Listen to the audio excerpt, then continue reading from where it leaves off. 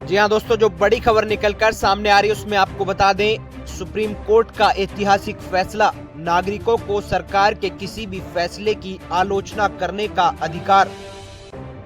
दोस्तों बताएंगे पूरी खबर विस्तार से। आगे बढ़ने से पहले वीडियो को लाइक कर लें, चैनल को सब्सक्राइब कर लें।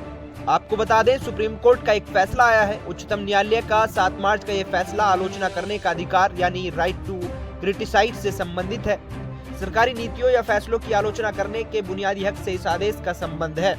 यह हक देश के हर नागरिक को संविधान से मिलता है। नागरिक अधिकारों के लिहाज से ये जितना महत्वपूर्ण फैसला है, उसके मद्देनजर इस पर मीडिया से लेकर आम लोगों से सुगबुगाहट कम दिख रही है।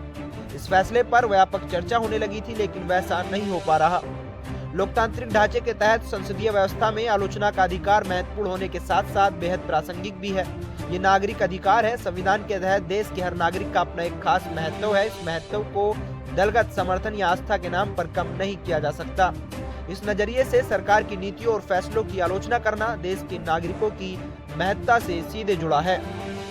आपको बता दें, सुप्रीम कोर्ट के ताजा जजमेंट में भी इस पहलू के हर बारीकी का विस्तार से जिक्र है। पहले संक्षेप में पूरे मामले पर एक नजर डाल लेते हैं। मुंबई उच्च न्यायालय के एक आदेश को चुनौती से जुड़ा अपीलीय मामला सुप्रीम कोर्ट पहुंचता है। सुप्रीम कोर्ट में अपीलकर्ता जावेद अहमद हाजम होते हैं और रेस्पोंडेंट स्टेट ऑफ महाराष्ट्र है।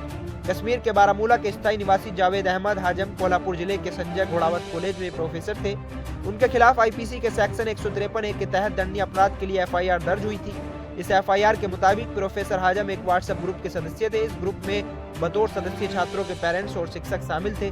जावेद अहमद हाजम 13 अगस्त 2022 और 15 अगस्त 2022 के बीच इस व्हाट्सएप ग्रुप का हिस्सा रहते हुए अपने स्टेटस के रूप में 2 स्टेटस पोस्ट करते हैं, जिसमें 5 अगस्त काला दिवस जम्मू और कश्मीर और 14 अगस्त पाकिस्तान को स्वतंत्रता दिवस की शुभकामनाएं जैसे शामिल हैं।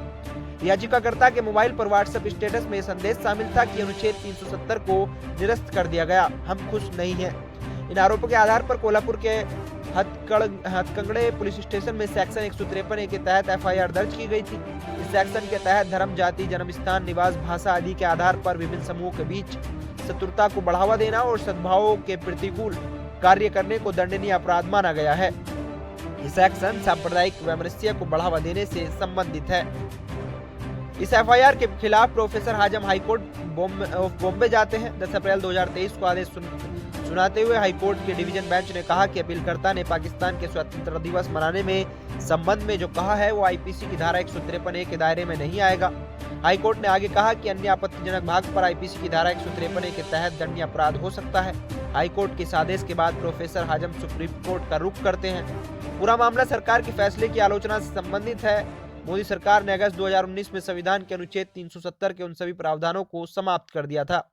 वहीं आपको बता दें, सुप्रीम कोर्ट की 2 सदस्यीय पीठ की ओर से 7 मार्च 2024 को फैसला सुनाया गया।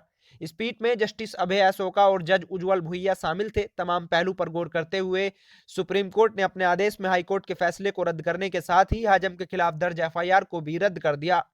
इसके साथ ही सुप्रीम कोर्ट ने अपने आदेश में स्पष्ट तौर से कहा कि सरकार के फैसले की आलोचना करना देश के हर नागरिक का अधिकार है। सुप्रीम कोर्ट ने यह भी स्पष्ट कर दिया कि दूसरे देश के नागरिकों को उनके स्वतंत्रता दिवस पर शुभकामनाएं देने में कानूनी तौर पर कुछ भी गलत नहीं है। भारत के हर नागरिक को यह अधिकार मिलता है।